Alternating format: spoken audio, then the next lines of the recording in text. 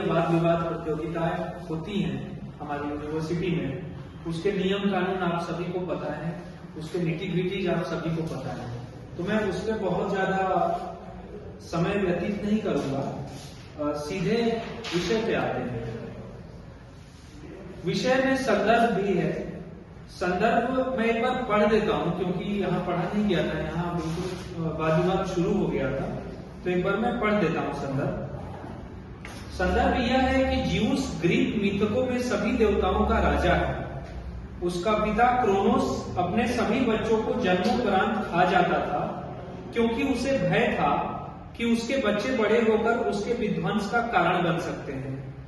Juice को उसकी माता ने किसी तरह क्रोनोस से छिपा के पाला एवं ज्यूस ने वयस्क होते ही अपने पिता का वध कर दिया और आगे चलकर सभी ग्रीक देवताओं का राजा बन गया। वह मानवीय भावनाओं जैसे काम, क्रोध, आसक्ति से कभी ऊपर नहीं उठ पाया।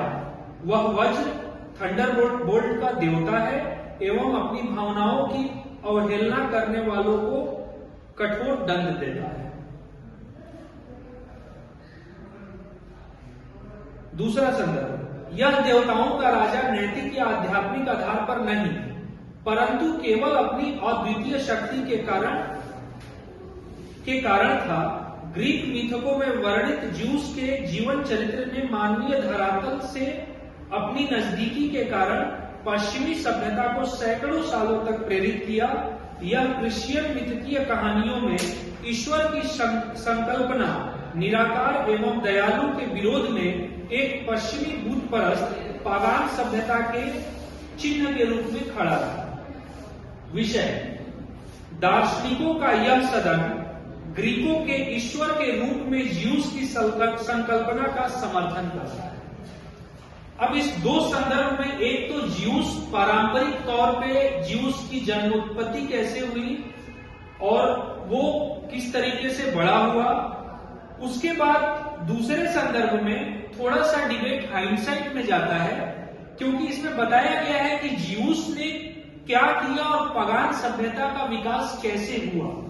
यानी कि पगान सभ्यता एक कह लें तो विरोधाभास के रूप में या कह लें तो एक पैरेलल सभ्यता के रूप में क्रिश्चियन समाज में उपजी, जिसका कारण कहीं ना कहीं ज्यूस को माना गया है।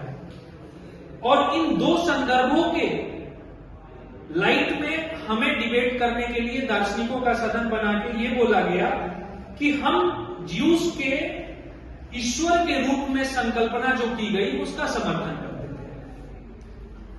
वाद विवाद बहुत अच्छा रहा।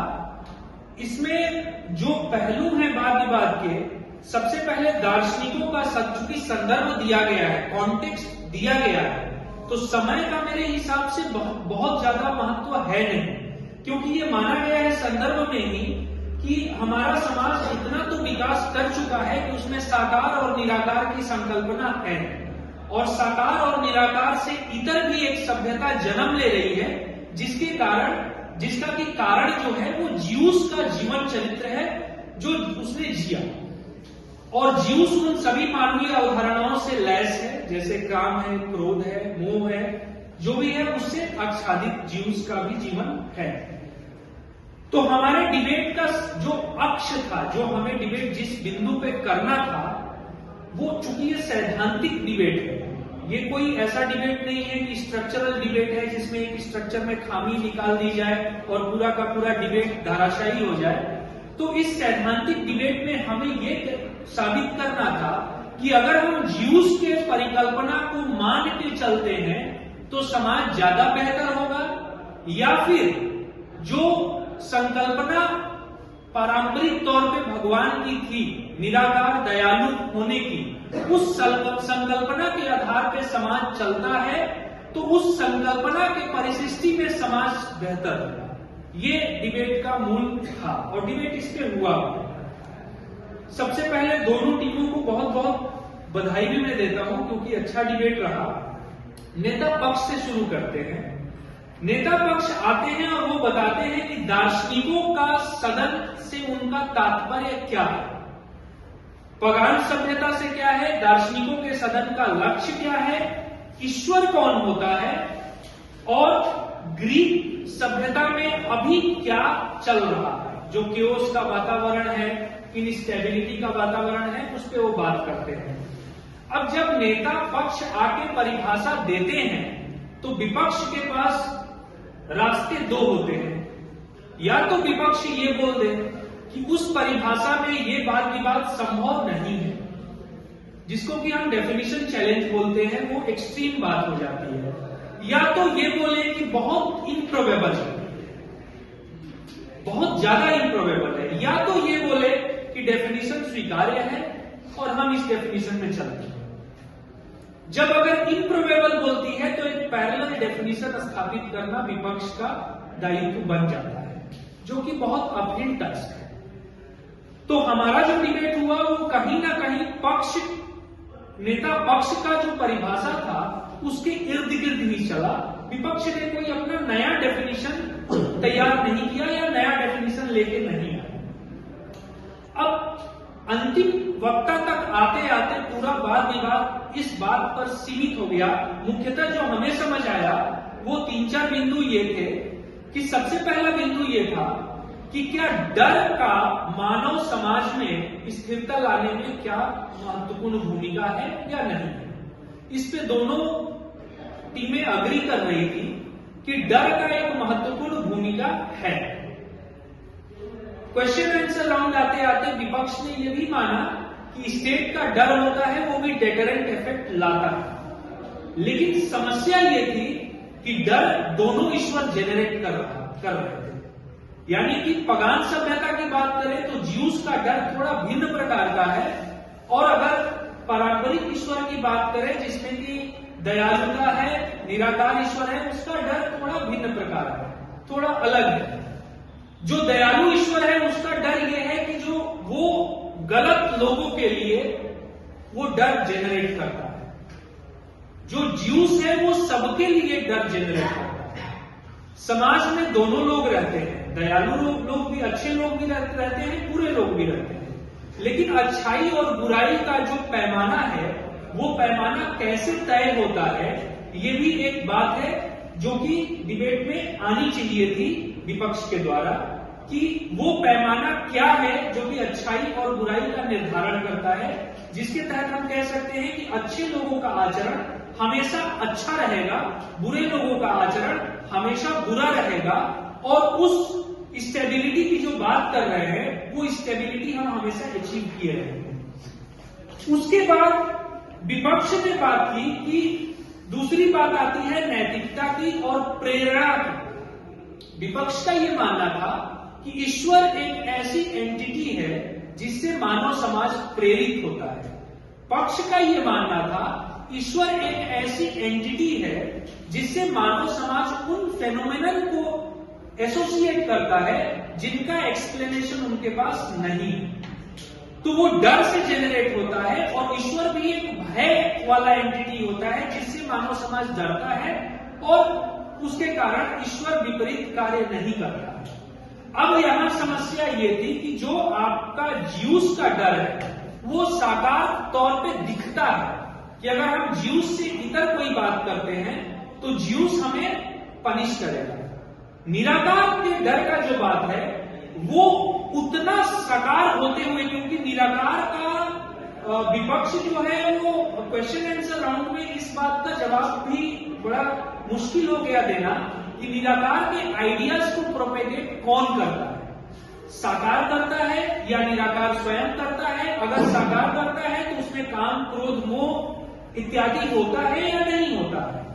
उसके बाद एक डाइसेक्शन आया कि प्रेरणा और नैतिकता की बात करें तो ईश्वरीय नैतिकता में और मानवीय नैतिकता में क्या फर्क है, जिसमें क्वेश्चन आंसर राउंड में ये अनएक्सप्लेन रह गया विपक्ष की तरफ से कि अगर हम कृष्ण की नैतिकता की बात करें तो उनकी नैतिकता मानवीय नैतिकता से इतर थी, तो लोग उनसे प्रेरित किसी और तरीके से हैं, लेकिन उनके नैतिकता को पूर्णतः अपनाए ऐसा आवश्यक नहीं।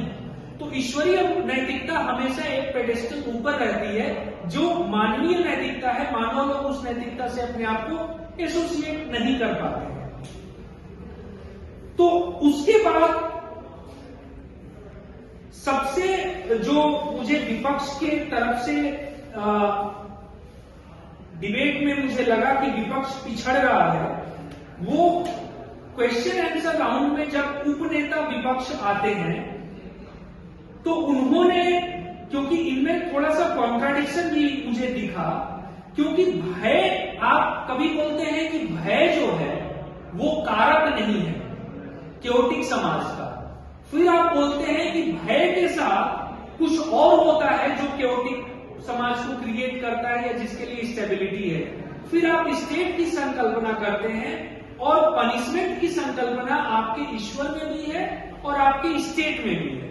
स्टेट भी पनिश करता है और ईश्वर भी पनिश करता है। तो जो डेटरेंट फैक्टर है, जो परिभाषा पक्ष ने दिया था कि डेटरेंस की वजह से स्टेबिलिटी आती है, तो या तो विपक्ष ये बता दे कि डेटरेंस की वजह से ही नहीं स्टेबिलिटी आती है, स्टेबिलिटी के कई और कारक होते हैं, और वो कारक जब हम निराकार ब्रह्म या निराकार ईश्वर की तरफ जाते हैं तो वो कारक ज्यादा परिलक्षित होंगे समाज में, जिससे स्टेबिलिटी आएगी। तो शायद डिबेट का मोड कुछ और होता, लेकिन ये डेटरेंट वाले फैक्टर से विपक्ष कभी निकला नहीं, क्योंकि इसमें थोड़ा मुझे विपक्ष में पता नहीं क्यों क्वेश्चन आंसर राउंड आते आते कई बातें कॉन्ट्राडिक्टरी होने लगी, जिसमें एक भय की बात जो थी वो प्रमुख रूप से कॉन्ट्राडिक्शन करके आया। उसके बाद कॉपरेशन की बात आई, पावर स्ट्रगल की बात आई। ये ताना बाना विपक्ष ने सुना कि पावर स्ट्रगल जो होगा वो उसके साथ होगा जिससे आप सोच सके कि उससे आप आगे निकल सकते हैं, लेकिन जो आपके संकल्पना में है ही नहीं कि उससे आगे निकल सकते हैं, उसको आप मान बैठेंगे, उसके लिए पावर स्ट्रगल नहीं होगा। जिसका काट विपक्ष के लिए ये था कि भाई उससे प्रेरित होकर आपस में लोग लड़े। जिसका काट पक्ष ने ये दिया कि ईश्वरीय मानवीयता जो है वो अलग होगी, और जो स्टेट का पावर होगा वो भी जानेगा कि उसके ऊपर भी एक पावर है जिससे ऊपर वो नहीं जा सकता है, तो वो भी उसके फाउंडेशन में काम करेगा। इस ताने बाने से मुझे लगा कि विपक्ष निकल नहीं पाया, जिसके कारण से डिबेट तो मैंने पक्ष को दिया है, लेकिन विपक्ष को मैं आगे के लिए इस डिबेट के लिए बधाई देता हूं, और आगे के लिए मेरी बेस्ट विशेष है कि आप और अच्छा करें। आपके मन में कहीं कोई डाउट है? क्योंकि अब ये तो बिल्कुल चलता जाएगा, क्योंकि इतनी सारी बातें हुई हैं, तो मैंने मुख्य बातें जो मुझे समझ आया मेरी अंडरस्टैंडिंग के हिसाब से वो मैंने बोला। आप कुछ प्रश्न करना चाहते हैं तो वो करें, शायद मैं और बेहतर तरीके से इन बातों को रख पाऊं। पक्ष या विपक्ष में किसी को कोई, या जो श्रोता है उनमें कोई किसी को कुछ पूछना है तो वो भी पूछ सकते हैं। भैया मुझे लगता है एक चीज, जैसे जब हम डिबेट को सोच रहे थे तो हम ये सोचने का प्रयास कर रहे थे कि अगर हम ज्यूस के कृत्यों को जो इम्बोलन करते हैं उनको, जैसे हमने डिस्टिंक्शन किया है, लेकिन हम दूसरा पैराडाइम सोच रहे थे जिसमें हम ये सोचते हैं कि ज्यूस को ईश्वर बनाना हमारा एक मीडियम है, लेकिन हमारा अल्टीमेट गोल ये है कि मानव जो है वो क्योंकि जीव को प्रश्न कर सकता है, जीव को प्रश्न उठा सकता है, तो वो उस प्रश्न करने की क्षमता का विकास करे और अल्टीमेटली एक समय के बाद तो जीव को ओवरथ्रो करेंगे और सत्य का ज्ञान करेंगे। तो क्या ये बर्डन इस डिबेट में स्टैंड कर पाता है? ये आपके डिबेट में खामी थी थोड़ी सी, मेरे हिसाब से ये विपक्ष को लाना चाहिए था, क्योंकि जो भी आपने स्ट्रक्चर तैयार किया डिबेट का वो सारा का सारा पावर के इर्द गिर्द था, सोच पे था नहीं, थिंकिंग पे नहीं था। और थिंकिंग पे अगर विपक्ष स्ट्राइक करता कि ठीक है, एक होता है कि आदमी प्रत्यक्ष रूप से क्या कर रहा है, और एक होता है आदमी अपने मन में क्या सोच रहा है। मन में सोचना और सामने करना दोनों अलग अलग भिन्न भिन्न हो सकते हैं। ठीक है, ईश्वर से प्रेरित होना तो प्रेरित होके कोई कार्य ही कर देना जरूरी नहीं है। अगर मन में भी सोच, अगर स्टेबिलिटी की जब हम बात करते हैं तो वो समाज में स्टेबिलिटी कई तरीके का आता है। अगर मानसिक तौर पे स्टेबिलिटी की बात करते हैं तो वो ज्यूस कैसे देता, अगर इस स्ट्रक्चर में बात करें, अगर विपक्ष इस डिबेट को सेटअप कर, क्योंकि विपक्ष का काम तो इतना बढ़ता कि वो स्टेबिलिटी को धराशायी कर दे कि ज्यूस को भगवान मानने से स्टेबिलिटी आ ही नहीं सकती है, तो वो आपकी परिभाषा से इतर होकर स्टेबिलिटी का एक और परिभाषा पैरेलल खड़ा करता कि मानसिक स्टेबिलिटी भी स्टेबिलिटी होती है। तो समाज कभी भी एक ऐसे मानसिक, क्योंकि आपके अंदर से भी तो कुछ आता है, आपके इनहेरेंटली भी तो कुछ आता है, तो वो स्टेबिलिटी आपको तब तक नहीं मिलेगी क्योंकि आप अंदर